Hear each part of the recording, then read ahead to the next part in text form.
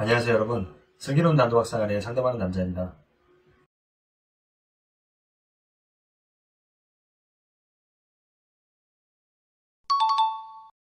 오늘 이 시간에도 지난 시간에 이어서 재발에 대해서 다뤄보도록 하겠습니다. 지난 영상에서는 이 도박 중독 회복률, 단도박률에 대해서 알아봤습니다. 반대로 얘기하면 이제 재발이 얼마나 좀 많이 되는지 이 내용을 좀 알 수 있었고요. 아마 그 내용을 보시면 여러분들께서도 어떤 희망보다는 절망감 같은 게 더 많이 들 수도 있는데요. 그래도 제가 마지막 부분에서 말씀드렸듯이 길이 없는 것은 아니니까 우리가 그 길을 함께 좀 같이 만들고 걸어갔으면 좋겠습니다.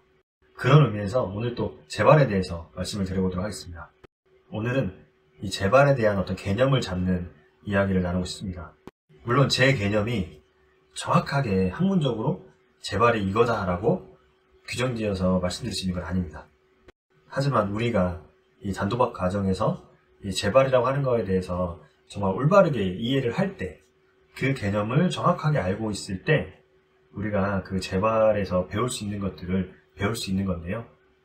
그렇기 위해서는 재발이 좀 무엇인지 이렇게 알아보는 것들이 필요합니다. 그래서 제가 이 기존에 이 도박 중독 재발에 대해서 정의를 어떻게 내렸는지 몇 가지를 찾아봤습니다.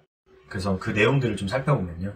첫 번째는 적어도 2주 이상 단도박을 실천을 하고 그 이후에 자기가 설정한 그 목표를 지키지 못했을 때, 위반했을 때라고 재발에 대해서 정의를 내렸습니다.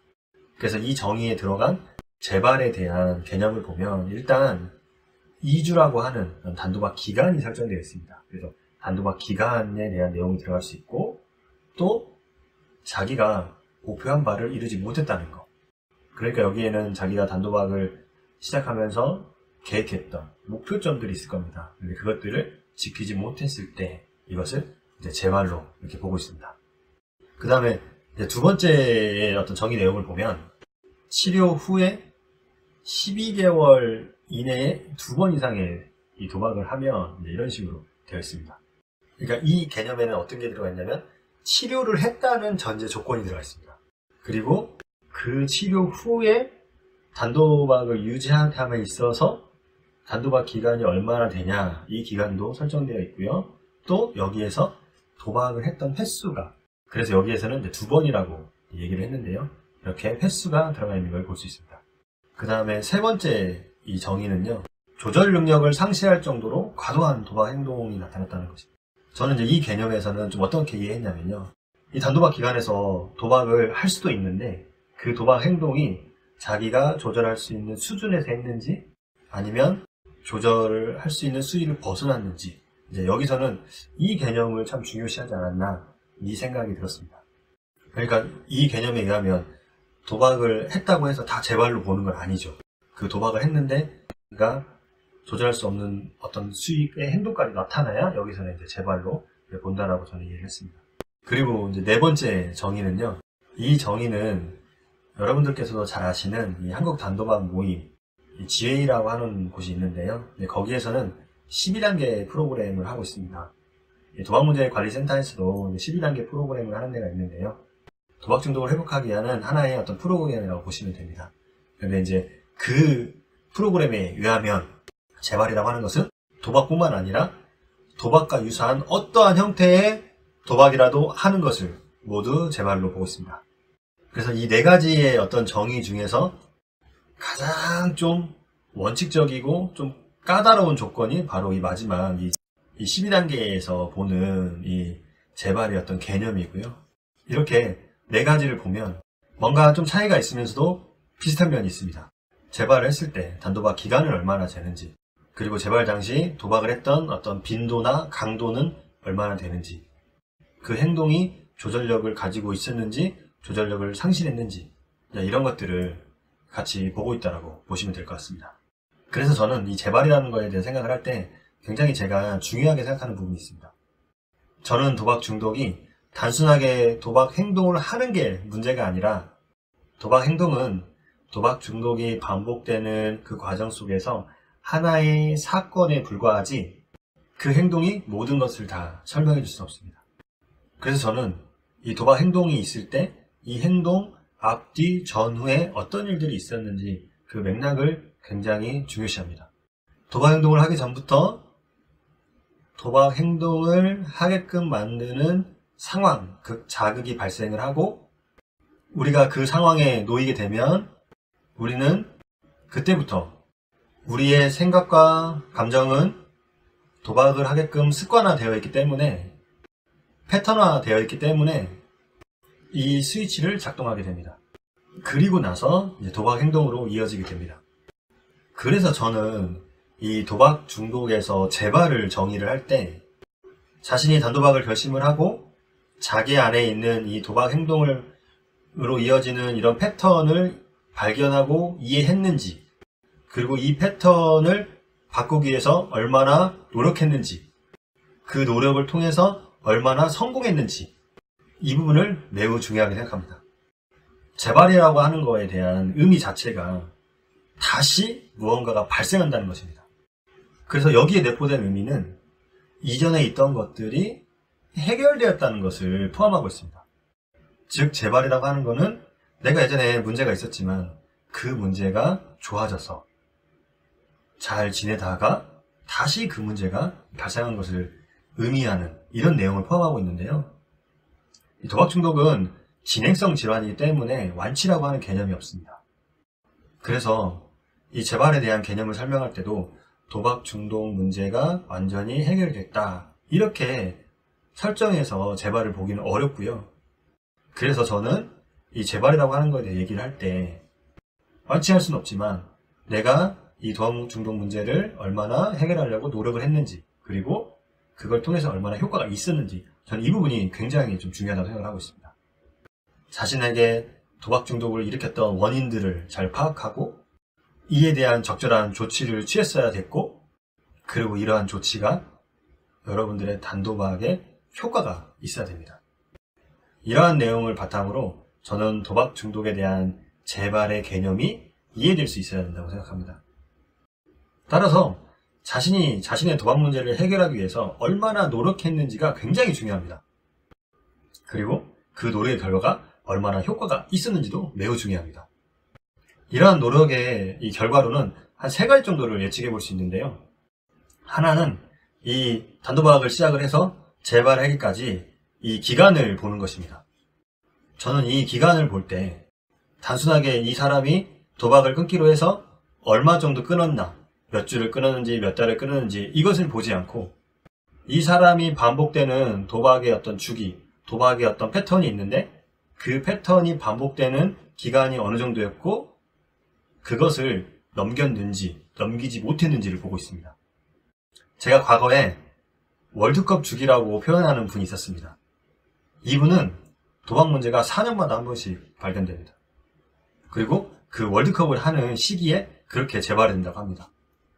그럼 여러분께서는 이 월드컵이 진행이 되지 않는 이 4년 동안의 이 기간을 도박을 끊은 걸로 봐야 될까요? 도박을 끊지 않은 걸로 봐야 될까요? 저는 그 부분에 있어서 이분께서는 도박을 끊지 못하고 있다 이렇게 보고 있습니다. 왜냐하면 그 패턴이 수정되고 있지 않기 때문입니다.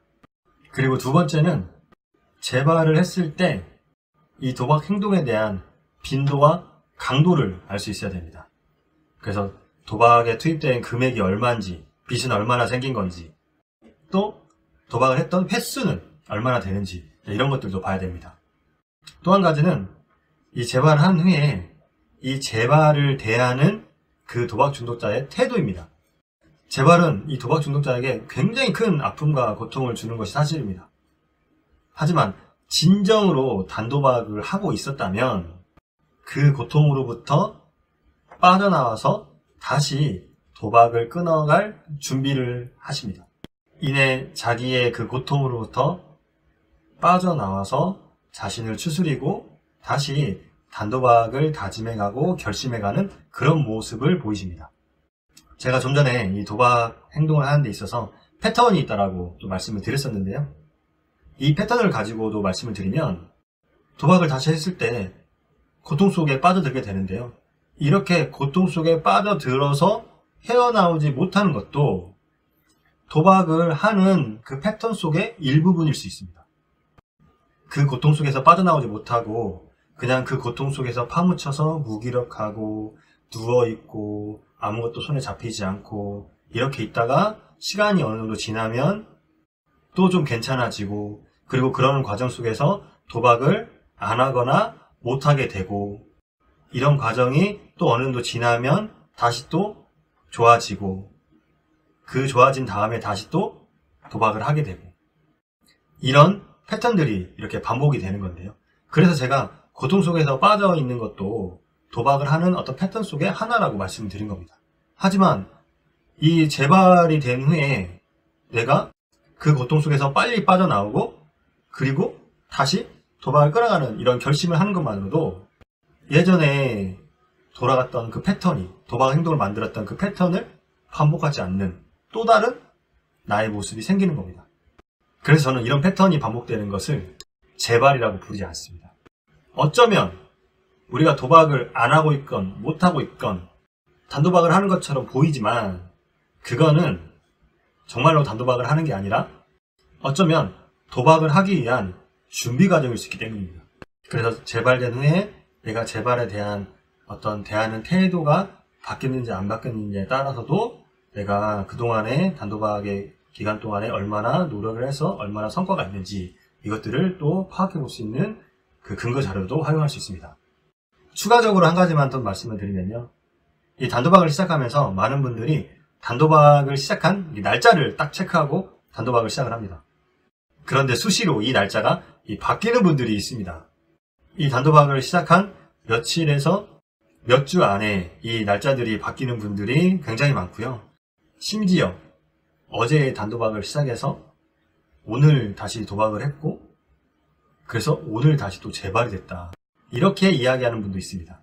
이런 분들에게 그것은 재발이 아니다 라고 말씀을 드리고 싶습니다. 그것은 재발이 아니라 여러분들의 도박 중독이 반복되고 있는 것일 뿐이다 라고 말씀드리고 싶습니다. 이렇게 며칠에서 몇 주 안에 도박 문제가 반복되시는 분들께서는요, 그동안 도박을 했던 그 과정들을 이렇게 살펴보면서 자기의 도박 문제가 어떤 주기가 있는지, 어떤 패턴이 있는지, 이런 것들을 살펴보시기 바랍니다. 그래서 이 주기를 찾으면 여러분들이 가지고 있는 나만의 도박 문제를 반복하는 그 패턴과 주기가 얼마나 되는지, 어느 정도의 기간을 갖고 있는지 꼭 아셨으면 좋겠고요. 이 기간을 바로 이 잠복기라고 부릅니다. 그래서 여러분들께서 단도박을 결심을 하시고 내가 도박을 안 해가는데 이것이 진정으로 도박을 끊고 열심히 노력하고 있는 건지, 아니면 내 잠복기 안에서 내가 도박을 안 하고 있는지, 이것과 잘 구별을 해야 여러분들께서 안정적인 단도박을 해갈 수 있습니다. 제가 이렇게 좀 강조해서 말씀드린 거는, 많은 분들이 자기가 잠복기 동안에 도박을 안 하고 있는 건데 이것을 마치 도박을 끊고 있다라고 오해하거나 착각하시는 분들이 많기 때문입니다. 그래서 재발에는 우리가 단도박을 하기 위해서 이 단도박을 결심하고 준비하고 실천하고, 그리고 그 실천을 통해서 성공했던 아주 이런 귀한 경험들이 다 들어있습니다. 그러니 자신의 도박 행동의 주기와 패턴이 반복되고 그 과정 속에서 도박을 안 하거나 못하고 있는 이 잠복기와는 반드시 구별을 해서 재발이라고 하는 것을 이해할 수 있어야 됩니다. 네, 오늘 영상은 여기까지고요. 다음에도 이어서 재발에 대한 내용을 다뤄가도록 하겠습니다. 끝까지 시청해주셔서 감사드리고요. 이것을 마치겠습니다. 고맙습니다.